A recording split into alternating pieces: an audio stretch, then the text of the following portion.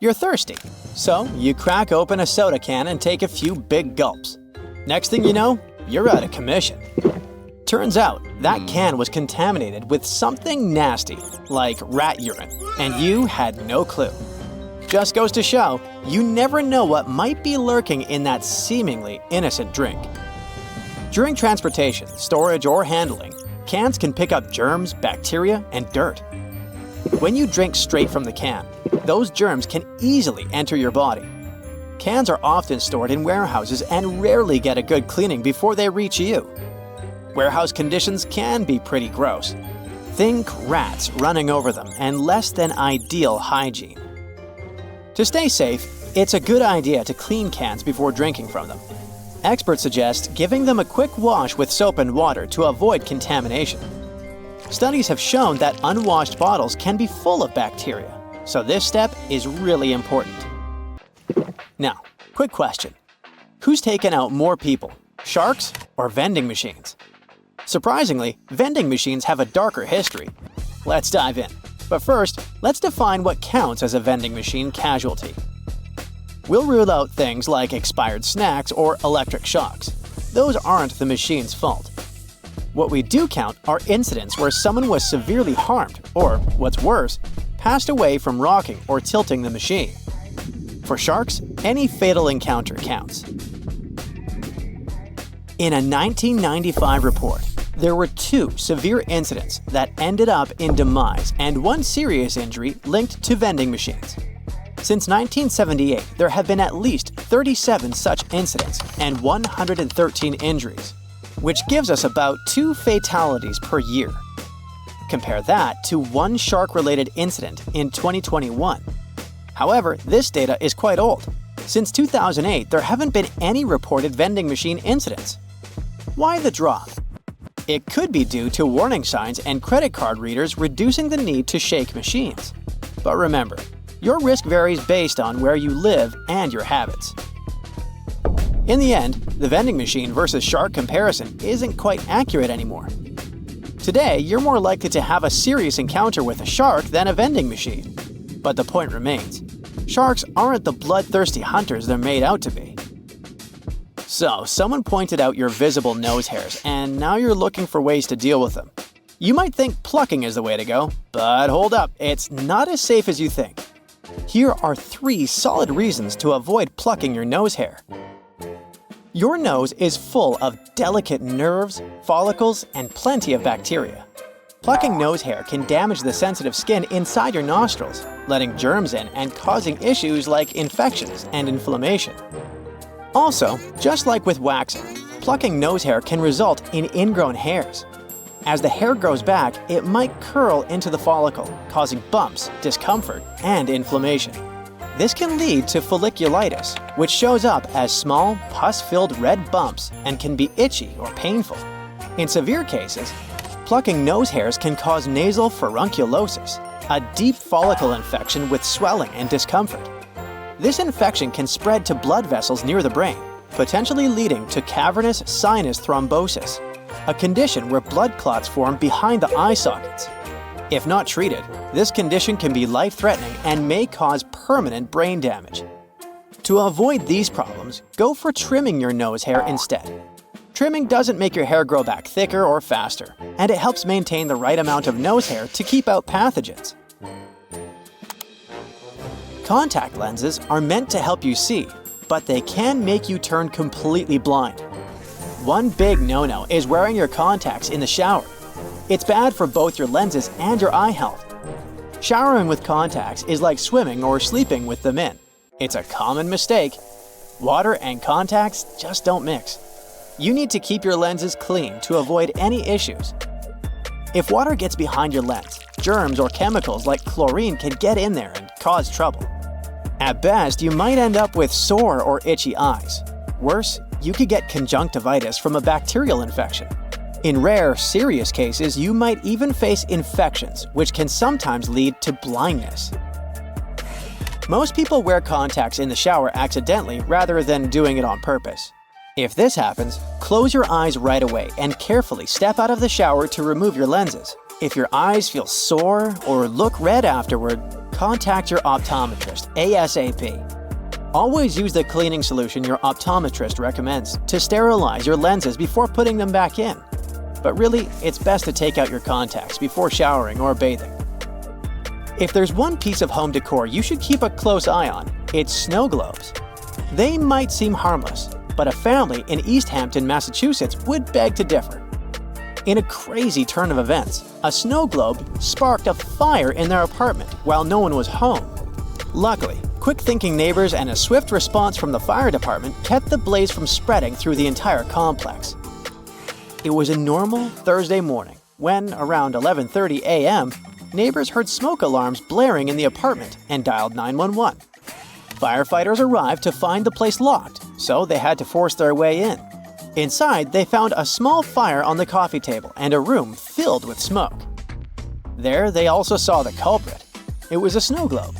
It was sitting just right on the coffee table, and the sunlight hit it at the perfect angle, magnifying onto some cardboard and styrofoam and setting them on fire. While it's not common, fires started by magnified sunlight do happen. Many firefighters have seen blazes ignited by mirrors and magnifying glasses. So, keep those snow globes out of direct sunlight. Better safe than sorry. Alright, let's talk about fatal fruit. No, I'm not going to bore you with another lame list of the most poisonous fruits out there. Instead, I'm going to tell you about something heavenly tasty that can make you teleport to the heavens in a matter of seconds. Meet the coconut. This seemingly innocent fruit has a dark side. Coconuts are responsible for around 150 fatalities each year. These bad boys have a whole page dedicated to the fatal incidents they've caused. A full-size coconut weighs about 3 pounds 3 ounces. And if you know a thing or two about physics, you'll understand that gravity makes them even more dangerous when they fall from trees. But it's not just falling coconuts you need to worry about. Consuming large amounts of coconut water can lead to sudden cardiac arrest due to hyperkalemia, thanks to its high potassium levels. And while rare, there have been cases of anaphylaxis in people with coconut allergies. While the most common way coconuts cause harm is by falling and hitting someone, there have been some unusual incidents too. In December 1923, a man in Newcastle, Pennsylvania, passed away while trying to crack open a coconut with the butt end of a loaded revolver. It went off, and he was shot in the abdomen. You know those handy selfie sticks that help you nail the perfect shot? Turns out, they can be way more dangerous than you'd expect. These little gadgets have led to a surprising amount of injuries and even some fatalities. People have accidentally knocked themselves or others out, taken a tumble off cliffs, and even been hit by cars while trying to get that Insta-worthy pic. Some popular landmarks have even banned selfie sticks altogether. For instance, the oceanfront in Mumbai has said no to selfie sticks. India, by the way, leads the world in selfie-related deaths. Nearly 40% of the 49 globally recorded fatalities over the past 3 years happened there. If you still think selfie accidents aren't a big deal, consider this. From 2008 to mid-2021, a staggering 379 people lost their lives while trying to get that perfect shot. So yeah, it's definitely something to take seriously. If you look at it on the street, you'll think a fire hydrant is about 3 feet in height. But the actual size of the device used to provide water supply to firefighters all over the world is twice as large. That is, if you count the rest of the hydrant, which is hiding underground. They're mostly red, and it's not just a matter of urban design. First of all, they need to be of bright, easily noticeable colors so firefighters can spot them fast when they need to. The choice of color depends on how much water the hydrant can hold. It can sometimes vary depending on the location, but here's the breakdown. A red fire hydrant can splash 500 gallons of water per minute, while an orange one at least 1,000 gallons. Green ones mostly process 1,500 gallons of water per minute, and the most plentiful ones colored blue can generally contain over 1,500 gallons. Hey bowling fans, isn't it super annoying when your bowling ball gets cracked? Turns out that most of them get damaged because of incorrect storage or spikes in temperature. Now come on and face it, since it's already cracked a bit, aren't you curious what's actually inside the bowling ball? 'Cause I sure am. Let's have a look. They mostly make the inner core of the ball of powdered metal oxides, like calcium or iron oxide. They mix them with some resin and catalyst to harden the whole mixture. So that light bulb shape you now see inside of the ball is actually its heaviest part. It also influences how your bowling ball rotates when going down the lane. The same goes with spray paint cans. When you shake it, it makes a weird noise. But what is that thing in there? It's called a pea, and it's meant to hold the paint mixture in place and maintain its shape. They generally make it out of plastic, metal, or ceramic. It basically acts as a whisk to make sure your paint is well mixed together before you apply it to your surface of choice. Ever wondered how soda bottles keep that refreshing fizz for that long? Well, they have a little plastic ring fastened to the lid. They place it there to keep the gas from escaping and making the soda go flat, even if you shake it around in your bag the whole day. Speaking of things we use on a hot summer's day, wait, don't put your baseball cap on just yet. Take a look at it for a minute, and you'll notice there's a small button on the very top. Is it functional, or is it just there for the sake of design? Way back when people started using fabrics to cover their heads, some say the button was actually functional. Since it's on top of the cap where the fabric panels come together, the top button helps keep the cap crown in one single piece. Now, with recent advances in fabric and pattern design, the button is more of an aesthetic feature. It's used to cover up the joint point of the fabric panels. Your cap might not have a button at all, but don't you think a cap actually looks better with one? Cotton pads have two sides, and if you take the time to look at them carefully, they're actually different in texture. Just in case you've ever wondered why, the textured side is for applying makeup, and the even side is for removing it. Bookworms, this one is for you. Dust jackets that come with a lot of hardcover books are not just meant to make your book look pretty, they also double as a bookmark. Just fold the pages you've already read underneath the inside of the jacket, and voila!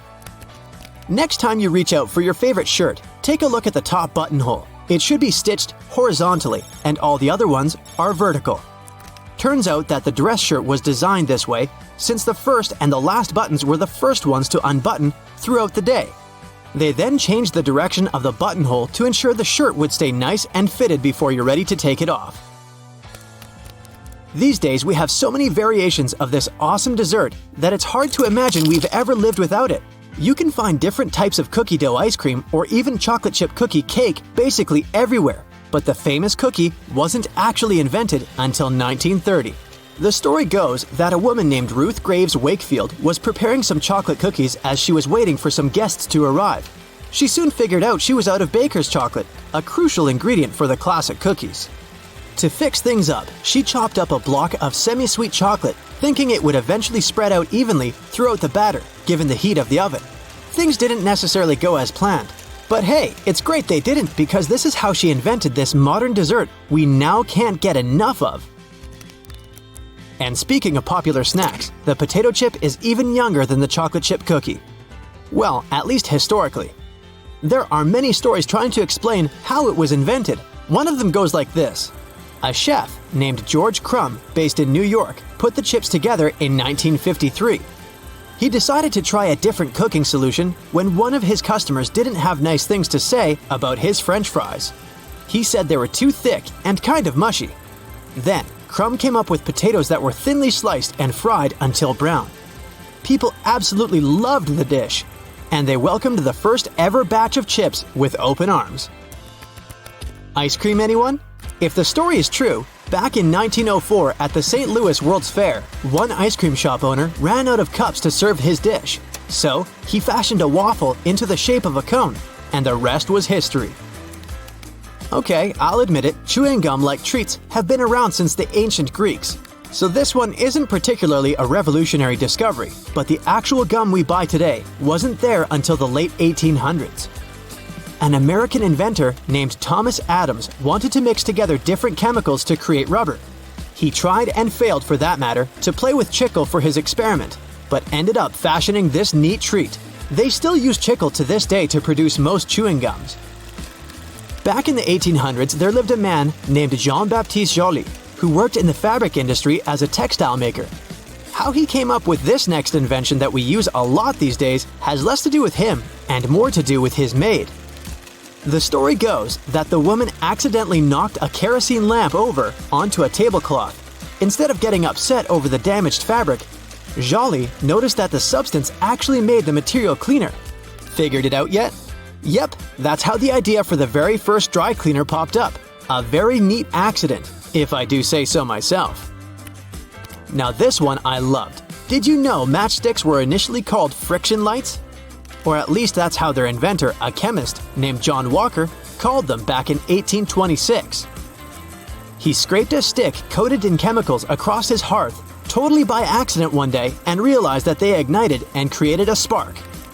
Initially made out of cardboard, they were then made using wooden splints and sandpaper. Back in the 1940s, a man named Harry Coover stumbled upon a chemical formulation that seemed to stick to everything it touched. The scientific community at the time didn't look much into it, as the formula didn't seem to have many applications back then. It wasn't until 1951 that he looked a bit more into the formula and decided to repurpose it, along with a fellow Eastman Kodak researcher named Fred Joyner. They gave it a proper full name. But you must know it by the shorter version: super glue. It also has many uses in security these days that it's hard to believe that we didn't come up with this one on purpose. Back in 1903, a scientist named Edward Benedictus knocked over a flask by accident. He looked down and was amazed to see that the glassware had just slightly cracked but maintained its shape. He was expecting it to break into a million tiny pieces. Curious about this hidden feature, he looked into it and figured out what was keeping the glass together was a substance coating the inside of the glass. Ta-da! That's how humanity came up with safety glass.